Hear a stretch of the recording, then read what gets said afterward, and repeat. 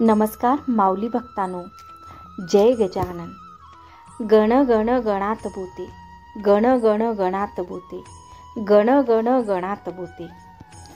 माऊली भक्तांनो, स्वतःत काहीतरी बदल व्हावं असं तुम्हाला वाटत असेल तर हा व्हिडिओ तुम्ही नक्की शेवटपर्यंत पहा. पाहून दुर्लक्ष करू नका, भाग्यवंत ठरणार.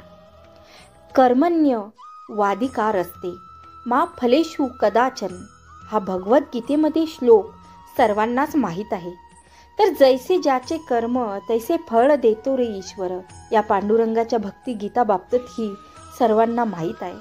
खरं तर आपण नेहमीच म्हणतो की आपण जसं कर्म करतो त्याची फळं आपल्याला याच आयुष्यात इथेच भोगायची अथवा काही जणांच्या तोंडून असंही ऐकायला येतं की मागच्या जन्माची कर्माची फळं या जन्मी भोगावं लागतं.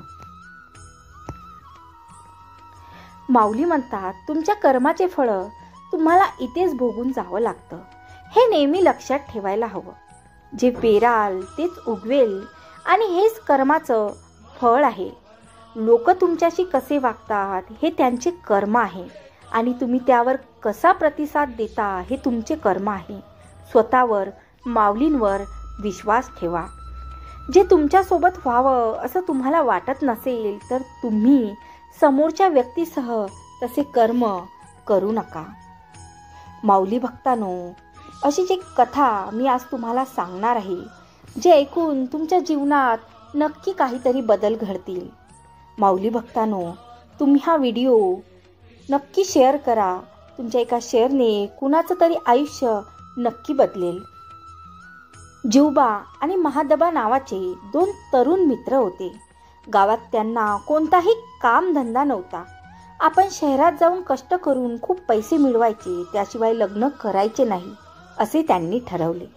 ठरवल्याप्रमाणे जिवबा आणि महादबा शिदोरी घेऊन भल्या पहाटे शहराकडे जायला निघाले. शहरात गेल्यावर काही दिवस त्यांनी घरगडी म्हणून काम केले. हळूहळू साठलेल्या पैशातून छोटासा व्यवसाय सुरू केला.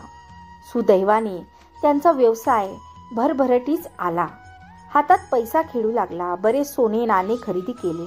आता आपल्या गावी जाऊन लग्न करून सुखाने संसार करू असा विचार करून दोघेही आपल्या गावी जायला निघाले. त्यावेळी वाहतुकीची साधने नसल्याने पायीचा प्रवास करावा लागे. मजदल करून भरपूर धन दौलत घेऊन ते प्रवासाला निघाले. एका नदी किनारी आले. जेवून थोडी विश्रांती घ्यावी असे त्यांनी ठरवले. जिवबा हातपाय धुण्यासाठी नदीवर गेला. महादबाने जेवणाचे डबे उघडले. त्याचवेळी महादबाच्या मनात दृष्ट विचार आला की जिवबा जर पाय घसरून नदीत वाहून गेला तर त्याच्याजवळची संपत्तीही आपल्याला मिळेल. गावात आपल्या एवढा श्रीमंत कोणीच नसेल. तेवढ्या जिवबा शांतपणे अरण्यात हातपाय पुसत येत होता. महादबाने ताबडतोब विषारी झोडपाला आणून तो जिवबाच्या जेवणात मिसळला. जेवण झाल्यावर जिवबाला कसेच कसे होऊ लागले. थोड्याच वेळा तो बेशुद्ध पडला. महादबाने जिवबाला उचलले आणि नदीच्या वाहत्या प्रवाहात सोडून दिले. जिवबा नदीच्या प्रवाहात दूरवर वाहून गेला. महादबाने त्याची धनाची थैली आपल्या गाठोड्यात लपवून तो पुढे निघाला. गावात पोचताना जोराने हंबरडा फोडून रडू लागला. आपला मित्र जिवबा पाय घसरून नदीत पडला आणि वाहून गेला असे रडून सांगू लागला. मला पण मरायचे आहे, मित्राशिवाय मी एकटा जगून काय करू असे खोटे खोटे रडू लागला. त्याचे रडण्याचे नाटक इतके बेमालूम होते की कोणालाही त्याच्यावर संशय आला नाही. सर्व काही शांत झाल्यावर महादबाने मोठे घर बांधले, लग्न केले. गडी माणसे दारात राबू लागली. पुढे तो सावकारी करू लागला. वर्ष लोटले. महादबाच्या घरी सुंदर बाळ जन्माला आले.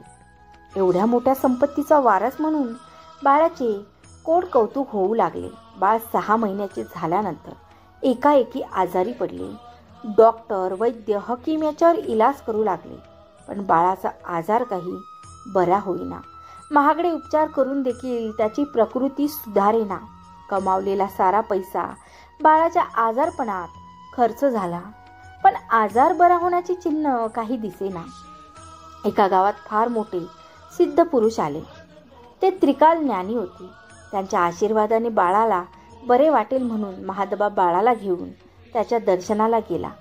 सिद्ध पुरुषाला आपली व्यथा सांगितली. थोडा वेळ ध्यानस्थ होत ते म्हणाले, आतापर्यंत मुद्दल वसूल झाली, परंतु व्याज अजून बाकी आहे. ते फिटले की बाळाला बरे वाटेल. महादबा म्हणाला, महाराज, मी नाही समजलो. सिद्ध पुरुष म्हणाले, महादबा, अरे हा तुझा मुलगा नसून तुझा जिवलग मित्र जिवबा आहे. त्याला कपटाने मारून त्यांची संपत्ती तू हडप केली. ती व्याजासह वसूल करायला तो आलाय. प्रारब्धाचे भोग आहे ते. मनुष्य आज जे कर्म करेल ते संचित कर्म पुढे प्रारब्ध रूपाने आपल्या समोर येईल. त्यालाच कर्माचे फळ म्हणतात. चांगल्या कर्माचे चांगले तर वाईट कर्माचे वाईट फळ भोगावेच लागते.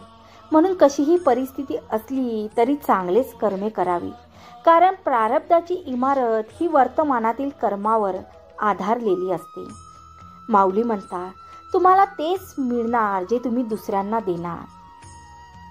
या जन्मात केलेल्या चुकीची शिक्षा ही या जन्मात मिळते आणि याला म्हणतात कर्म.